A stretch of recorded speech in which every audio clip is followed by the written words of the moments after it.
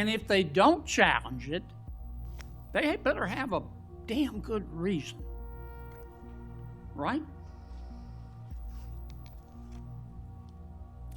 Right? Senator, I can't talk about the facts of this particular This is just case. a hypothetical. In general, hypothetically, Senator, maybe they didn't recognize any of the names of the 8 sitting United States senators. Hypothetically. That was a joke. Or maybe they should have gone to Amazon and buy some testicles online.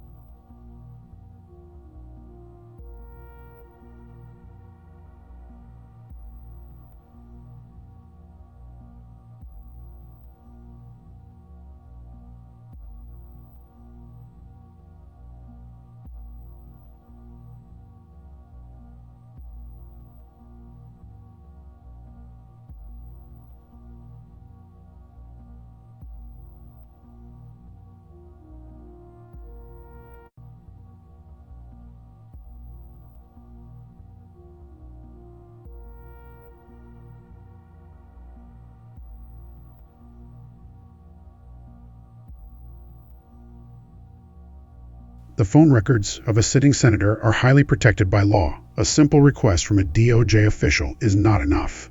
Telecommunication companies, like AT&T, are legally required to demand a subpoena. And to get that subpoena, the DOJ must demonstrate probable cause, a reasonable belief that a crime has been committed, and that the senator is linked to that criminal activity. This is the constitutional safeguard.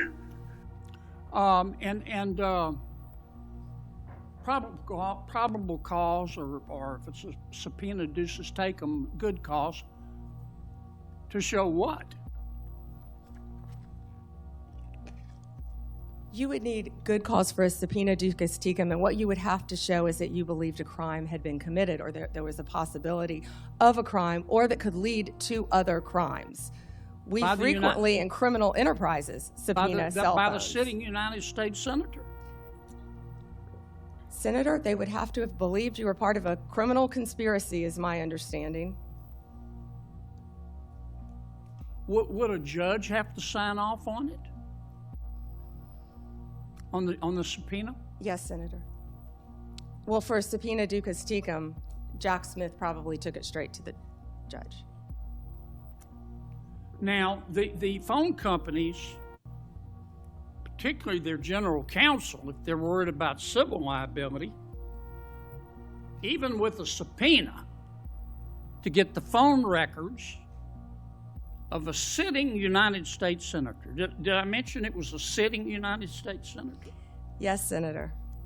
The general counsel for that phone company, let's say AT&T, they have the right to seek to quash that subpoena, don't they? Phone companies frequently do that. Yeah. And a smart general counsel for that phone company is going to call the sitting United States senator and say, would you like to weigh in on this? Would you like me to quash the subpoena?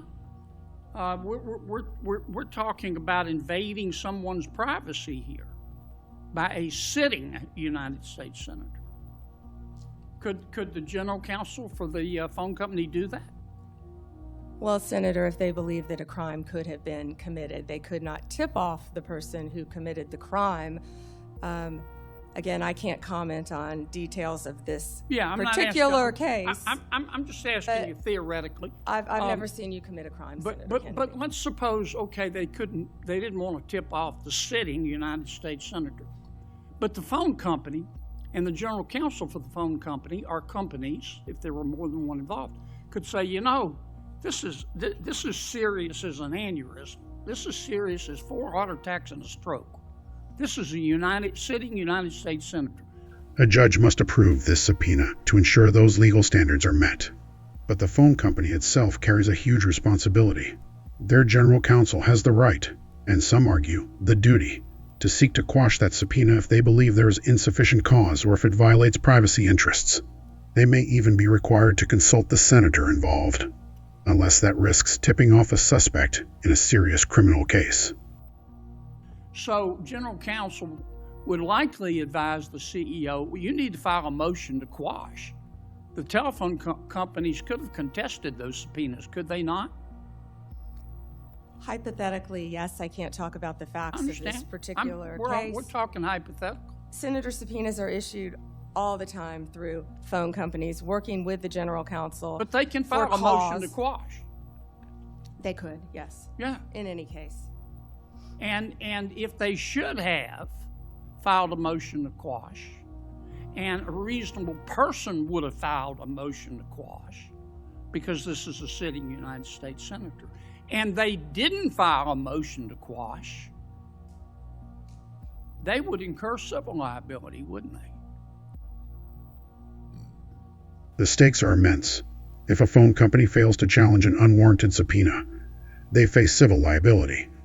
The implication here is chilling. In a previous, unspecified case involving the phone records of several sitting U.S. senators, there is concern that the necessary legal challenges may not have been fully executed, potentially leaving the telecommunication companies vulnerable to lawsuits and exposing the senators' communications without sufficient probable cause. Senator, typically phone companies follow a subpoena from a United States attorney. I know they do, but they don't have to. They could challenge it, Senator. Yeah. And if they don't challenge it, they better have a damn good reason. Right? Right? Senator, I can't talk about the facts of this particular This is just case. a hypothetical. In general, hypothetically, Senator, maybe they didn't recognize any of the names of the 8 sitting United States senators. Hypothetically. That was a joke. Or maybe they should have gone to Amazon and buy some testicles online. Instead of just saying, sure, I'll just show you the phone records of a sitting United States senator on the basis of an administrative subpoena. Now, do you have copies of the subpoena applications for Yes, these Senator, 8 Senator, I can't discuss anything regarding You this can't case even with tell me you. if you have copies? I can't discuss any of this. All right, with when are I'm you sorry. going to, General, when are you going to be able to discuss it? I can't discuss whether there is or is not a pending investigation, I understand, Senator. This but was let's just assume brought to light if by there is a Director pending Patel. investigation, I don't want this to get swept under the rug, okay? Because I think you're going to get pushed back from all quarters. I think the telecommunication companies are going to be all over you like a bad rash because they've got liability here for just turning over these records when they knew what was going on. I think some FBI agents may have some liability here. I think a special counsel might have some liability here. If I were your special counsel and you had appointed me and I wanted to get the records of a sitting United States senator, is that something you would expect me to tell you as Attorney General of the United States? They better have. Yeah. And Do we know in this instance of the 8 sitting United States senators if they told Attorney General Garland? Senator, I just learned about this very recently, as did Director Patel, and we cannot discuss the details. I don't know many of the details. Well, maybe we ought to get Attorney General Garland here. Do you know if the special counsel told FBI Director Wray? Is that something? Let me put it another way. If I were your special counsel and you were the director of the FBI, and I'm trying to get the phone records of a sitting United States senator, did I mention it was a sitting United States senator? Is that something that you would expect me to tell you as director of the FBI? In general, I would believe the FBI would help execute the subpoenas. Yeah. To the businesses. Okay, I want to switch to another subject in the 12 minutes that I have left, since everybody else got to go over. I've got to ask you about this, General. Secretary Howard Lutnick on October 1 gave an interview to the New York Post about Mr. Epstein. And he described Mr. Epstein as, quote, the greatest blackmailer ever, close quote. Have you reviewed that transcript of that interview? I have not reviewed the transcript, but I saw the clip of it. Okay. It appears that Secretary Lutnick was Mr. Epstein's next door neighbor. In fact, their townhomes shared a wall. And the reporter that was talking to Mr. Lutnick, she asked how other prominent men could have been associated with Epstein when Mr. Lutnick could immediately sense that he was a, quote, pervert. And then Secretary Lutnick said, or rather the reporter said, did they see it and ignore it? Do you remember that from the interview? I do. And Commerce Secretary Lutnick said, no, they participated. And then Commerce Secretary Lutnick goes on to say, quote, that's what his MO was. You know, get a massage. And what happened in that massage room, I assume, was a video.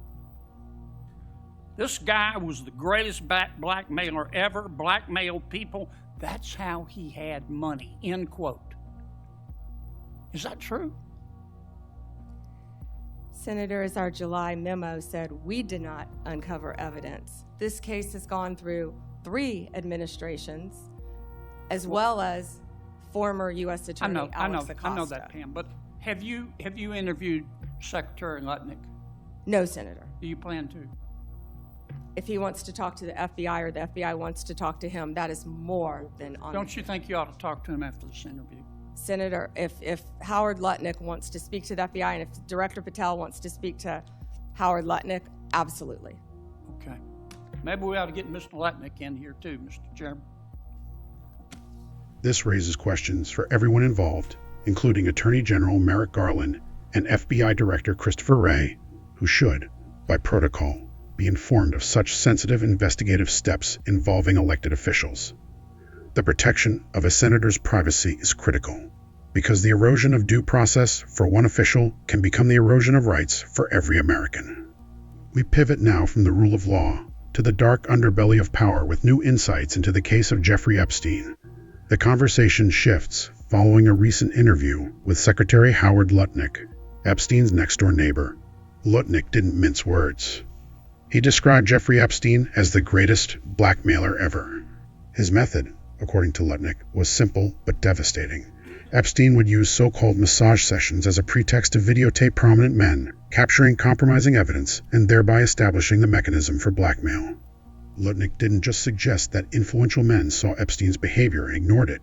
He claimed that they actually participated. This characterization implies widespread complicity or exploitation among high-ranking, powerful individuals, a far more extensive and sinister enterprise than previously confirmed. It is important to note that official investigations spanning 3 U.S. administrations, including those under former U.S. Attorney Alex Acosta, did not uncover evidence supporting these widespread blackmail allegations. There is a clear tension between these public, sensational claims and the findings of formal law enforcement inquiries. Despite the lack of official corroboration, the gravity of Lutnick's statements cannot be ignored. The senator speaking on this topic noted that if Lutnick or the FBI wished to discuss the matter further, arrangements for interviews could and should be made. The Epstein case remains a painful symbol of complex, high-level corruption and the failure of past investigations to fully uncover the truth. Whether it is the legal necessity of protecting a senator's private data or the enduring allegations of blackmail against the world's most powerful people, these two stories highlight the relentless legal battles required to safeguard our freedoms and to demand accountability from those who wield unchecked power.